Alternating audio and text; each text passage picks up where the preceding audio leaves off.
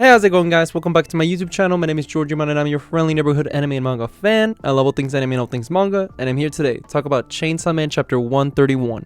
So, what did I think about this week's chapter?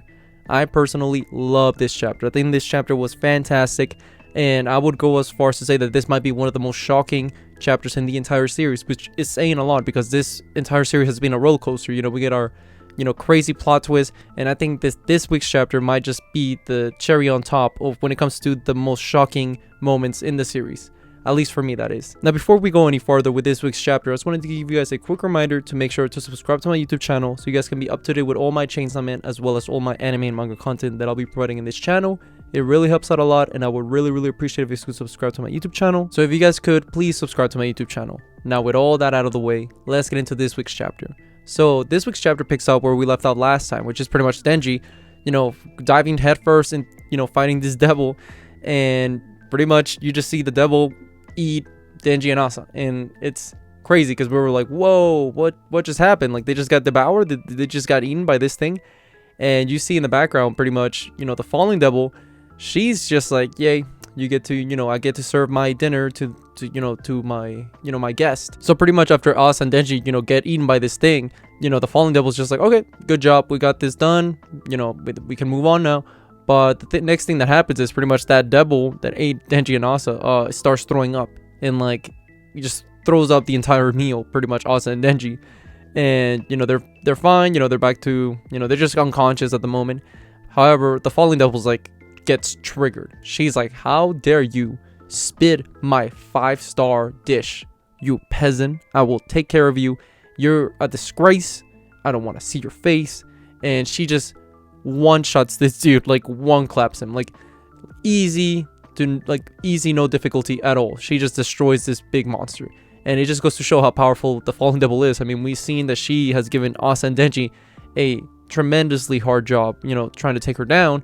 Now we see that, this devil that Denji and Asa were taking down, that they got defeated by, pretty much the fallen devil just one-shots. So you get to see the power in this devil. And to top it all off, she is actually not the one in, control of all this. Because what we do find out is that she wasn't the one running things behind the scenes. It was actually the famine devil, Fami. And she shows up and she's like, hey, yeah, you did a good job, you can leave now. And she just like disintegrates this devil, or like makes it go back to hell. She just gets taken care of like nothing. So that goes to show just how powerful one of the horsewomen are. And then to top it all off, she's not the only one there, because surprise to all of us, Nayuta is there. And we see that she seems familiar with Fami, and she knows who she is because she calls her sis. And she's like, so what's the game plan? Like, why are you trying to take care of Denji and Asa? And pretty much Famine, she tells her it's the astronomist, the whole prophecy. And my goal is, there's gonna be a new age of devils living in Earth, and this is gonna happen no matter what we do. And Nayuta is like, okay, well, that sounds like fun. I'm down with it. I got no problem. However, here's where the big twist is. And this, when I read it, I completely started laughing because I knew it was such a Fujimoto thing. And I absolutely loved it, because not a single soul on this earth would be able to tell what was going to happen going forward in the story.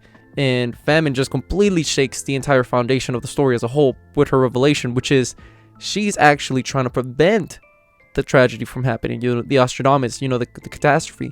And her reason behind it is because, if, the earth gets destroyed, there's not going to be no Chinese food or pizza anymore. And all I got to say to that is, amen, sis. Do what you gotta do. A world without pizza, that is no world I want to live in.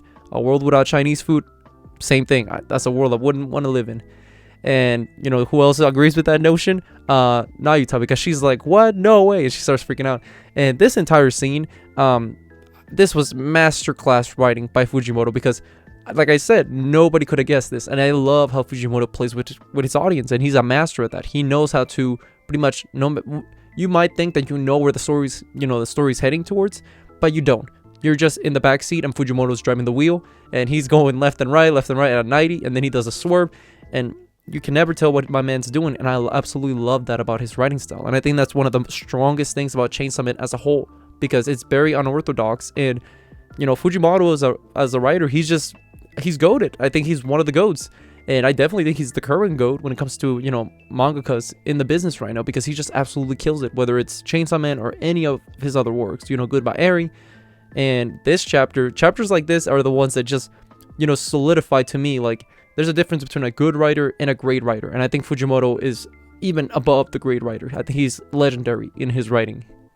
But continuing on with the chapter, what we see is that, Nayuta is like, hey, so why you exactly, like, targeting Denji and Asa though? Like, what's this whole thing? It's like, well, I'll tell you right now, if me, you, and the Chainsaw Man were to take down, like, prevent the catastrophe from happening, we wouldn't be able to stop it. I was trying to make, the War Devil, get some, like, she was trying to plant the seeds, like, for, the War Devil to step up and, get some strength. At least that's my interpretation on it. And, because she's like, I only made the devil digest the War Devil in, to make it, war manifest. It was very confusing in that regard, but I think that what she was trying to say is that I was just testing the War Devil because I want the War Devil to get stronger, because I think that the main player that's gonna help, save the day will be the War Devil. I think Yoru is gonna play a crucial role to the story, and her role is going to be pretty much the saver of Earth, because I honestly think that's where everything points that it's going to be set up, towards the future, that, Yoru is going to play a huge part in the story when it comes down to preventing the catastrophe. And that's not a shocker, because, Asa is the main character, and why not at the moment. So I think that her and Denji teaming up has to become a for sure thing. And my big question now is, those Fami, like, come up to Denji and Asa, like, fill them in, like, hey, we need your help? Or is she still gonna be behind the scenes? Because Nayuta, she knows all about this, at least who Fami was. Like, she can just pinpoint as like, hey sis, like, she knows stuff that she's keeping from Denji. And I think that that's fascinating, because we know how she feels about Denji, and we know that how, they have a family, dynamic going on, and she cares about Denji. So I'm wondering, why doesn't she fill him in? Because Denji definitely needs to be a part of this, since he's the Chainsaw Man, and they could really use the manpower and the strength of the Chainsaw Man. So I'm very fascinated where the story might go going forward.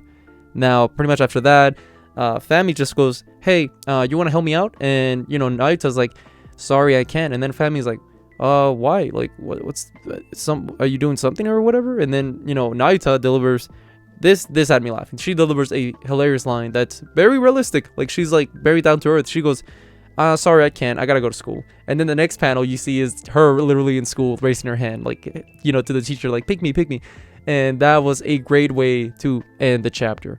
This chapter, I think it might be one of my favorite chapters in the entire series. And that's a good thing. I mean, to this day, Chainsaw Man has always been consistent. And I just find, how incredible, Fujimoto as a writer he is, because this chapter, like I said, I can't stop talking about this chapter. This chapter was such, a mind-blowing experience, because none of us predicted where we're gonna go.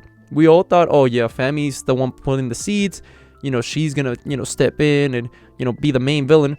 I guess not.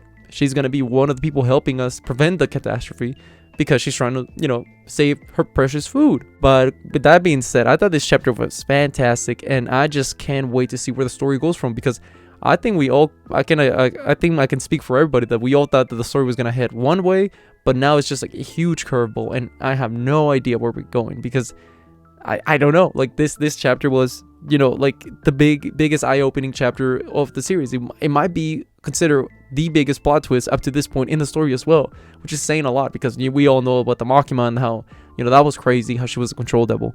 But I think that this chapter might top it, because we genuinely, I didn't hear a single soul that, questioned Fami being actually trying to help us, like, she actually being in the side of preventing the catastrophe. Because throughout it all, the speculation was always about, oh, what is she planning? Like, what is she doing? And now we see that she's actually trying to help us, like, prevent, humanity from being destroyed. But with that being said, what did you guys think about this week's chapter? Did you guys love it? Did you guys hate it? Did you guys think it was alright? Whatever you guys thought, let me know in the comment section down below. Also, thank you so much for sticking all the way to the end of the video. I really appreciate it. And don't forget to like, comment, and subscribe to my YouTube channel for more Chainsaw Man, as well as more anime and manga content in the near future. But yeah, with that being said, I hope you guys have a great rest of your day. Bye bye.